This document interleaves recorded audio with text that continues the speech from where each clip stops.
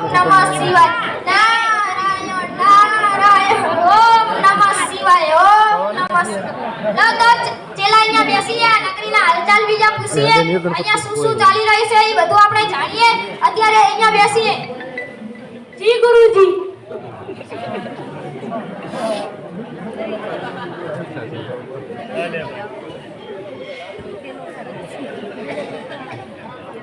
બીજી લઈ આવો ચેલા જી ગુરુજી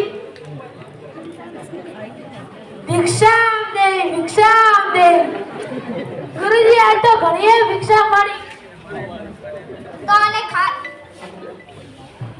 ખાઈ અને સૂઈ જઈએ પછી સવારે બીજી કામની વાટે જઈશું પછી ઘણા દિવસ અહીંયા ના રોકાવાય એટલે અત્યારે જી ગુરુજી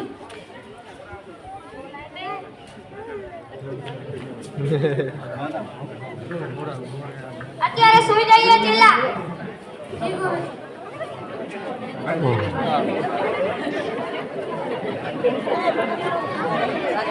ઉઠો ચેલા સવાર પડ્યું શું થયું ગુરુજી નાઈ ધોઈ અને તૈયાર થઈ જઈએ આપણે જવાનું નહીં બીજે કામ નારે ના ગુરુજી મારે આ નગરી છોડીને ક્યાં નથી આવવું આ નગરીમાં તો આપણને કાજુ બદામ પિસ્તા બધું જ મળે છે ચેલા જ્યાં ટકેસેર ખાજા અને ટકેસેર ખાધી હોય ત્યાં ઘણા દિવસ ચેલા ના રોકાવાય અત્યારે તું મારા ભેગો ચાલ તું કીધું માન યાદ કરીશ એક દિવસ તું પસ્તાઈશ યાદ કરીશ ને તો તમને ફોન કરીશ આ ગાંડુ રાજા છે તું એટલે મારા ભેગો ના મારે નથી આવવું ગુરુજી તમે જાઓ તો સારું હું તો ચાલ્યો નારાયણ નારાયણ ઓમ નમઃ શિવાય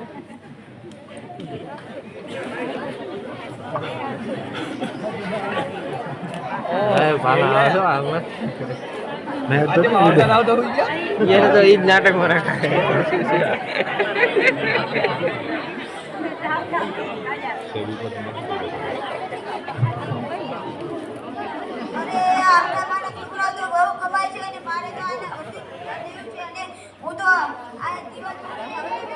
શું બોલે શું પડતા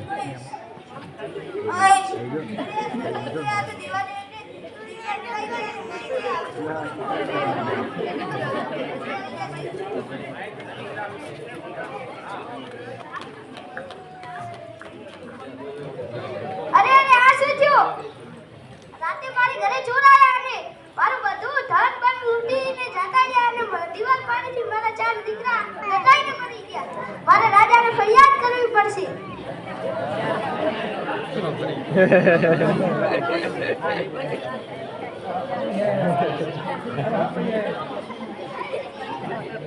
પ્રધાનજી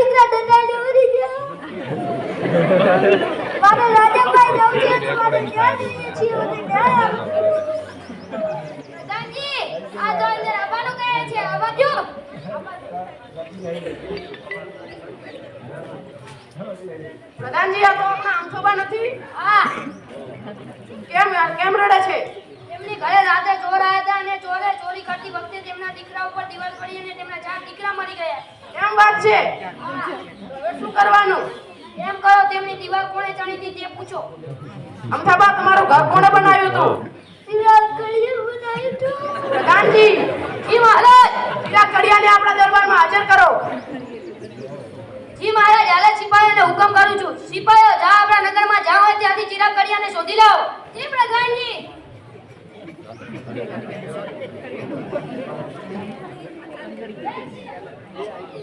એ ચિરાગ કડિયા નીકળ ઘરની બહાર કેમ શું થયું તને બોલાવે છે રાજા ચાલ અમારી સાથે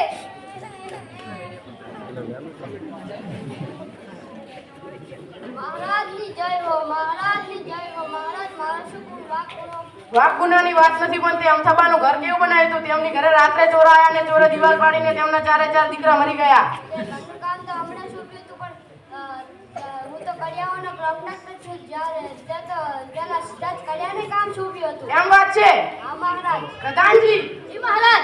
સિદ્ધરાજ કડિયાને આપણા દરબારમાં હાજર કરો. જી મહારાજ, હાલ સિપાહીઓને હુકમ કરું છું. સિપાહીઓ જાઓ આપણા નગરમાં, જાઓ ત્યાંથી સિદ્ધાર્થ કડિયાને શોધી લાવો. જી પ્રધાનજી.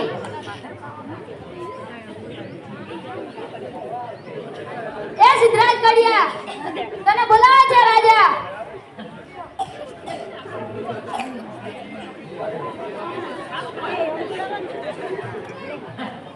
મહારાજ ની જય હો, મહારાજ ની જય હો. શું થયું મહારાજ? મારો કઈ વાગુનો છે? પાક ગુનાની વાત નથી, પણ તે અમથાબાનું ઘર કેવું બનાવ્યું હતું? તેમની ઘરે રાત્રે ચોર આયા અને ચોરે દિવાલ પાડીને તેમના 4 દીકરા મરી ગયા. મને એવું લાગે છે કે શક્તિ થોડું પાણી માલમાં વધારે નામી હશે. એમ વાત છે પ્રધાનજી. જી મહારાજ. સબધાને આપણા દરબારમાં હાજર કરો. જી મહારાજ, હાલ સિપાહીઓને હુકમ કરું છું. સિપાહીઓ જાઓ આપણા નગરમાં, જાઓ ત્યાંથી સત્તાપાને હાજર કરો. જી પ્રધાનજી.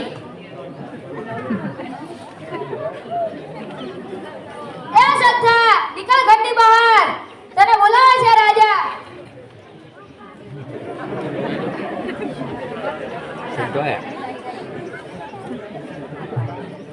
મહારાજ કી જય હો, મહારાજ કી જય હો. મારો શું વાંક ગુનો મહારાજ? વાક ગુનાની વાત નથી, પણ અમથાબાનું ઘર બનતું હતું ત્યારે તે માલમાં પાણી વધારે નાખ્યું હતું. પાણી રેડવાની જવાબદારી તો મારી હતી, પણ જ્યારે હું પાણી રેડતો હતો ત્યારે મૂલ્ય તેનું નમાજ પડવાનું ભોગળું ચાલુ કર્યું તો મારી નજર તેમણે જતી હતી તો વધારે પાણી નમી ગયું. એમ વાત છે જી મહારાજ. પ્રધાનજી. જી મહારાજ. મુલ્લાને આપણા દરબારમાં હાજર કરો. જી મહારાજ, હાલ સિપાહીઓને હુકમ કરું છું. સિપાહીઓ જાઓ આપણા નગરમાં, જાઓ ત્યાંથી મુલ્લાને હાજર કરો. જી પ્રધાનજી. એ મુલ્લા, નીકળ ઘરની બહાર. આ બધી વાતો છોડીને તું ચાલ અમારી સાથે. અલ્લાહુ અકબર, અલ્લાહુ અકબર. મેરા કોઈ ગુનાહ, મેરા કોઈ દોષ. વાકની વાત નથી, પણ તે શક્તોબા કામ કરતા હતા ત્યારે તે તારે નમાજનું ઘૂંઘરું ચાલુ કરવાનું હતું. वो तो हमारे कार्य, हम दिन में 3 बार नमाज अदा करते हैं. અમે પણ હિન્દુ છીએ, અમે પણ દિવસમાં ભગવાનને યાદ કરીએ છીએ. તને ફાંસીના માટેડે ચડાવવાનો. रहम करिए महाराज, मुझ पे रहम करिए. જાઓ પ્રધાનને લઈ જાઓ. જી મહારાજ, સિપાહીઓને હાલ જ હુકમ કરું છું. સિપાહીઓ જાઓ અને ફાંસીના માંચડે ચડાવી દો. જી પ્રધાનજી.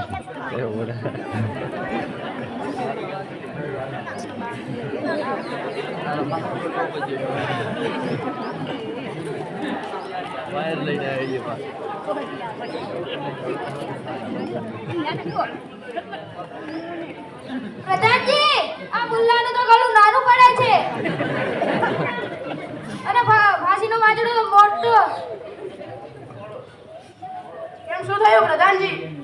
આ મુલ્લાનું ગળું તો નાનું છે અને ફાંસીનો માંચડો તો ખૂબ જ મોટો છે. એમ વાત છે? હા. તો હવે શું કરવાનું? એમ કરો.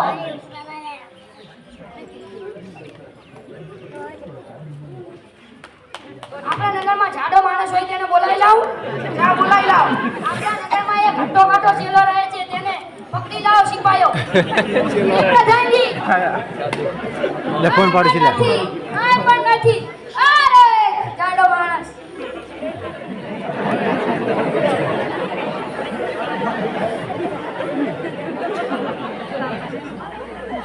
શું થયું પ્રધાનજી? તમને મહારાજ બોલાવે છે. શું થયું મહારાજ?